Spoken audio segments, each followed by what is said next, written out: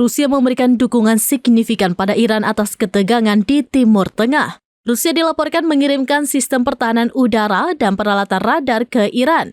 Persenjataan yang dikirimkan oleh Rusia pada Iran ini sebagai dukungan Moskow di tengah rencana balas dendam Iran pada Israel seusai kematian pimpinan Hamas Ismail Haniyeh.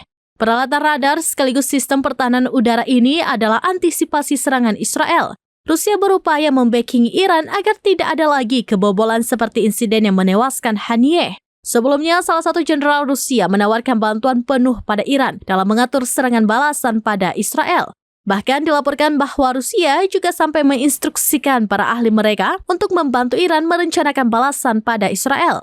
Beberapa bantuan yang akan diserahkan seperti perencanaan strategis dan dukungan logistik untuk serangan itu. Terbaru, Iran sendiri dilaporkan mendapatkan bantuan sistem rudal balistik taktik Iskandar dari Rusia.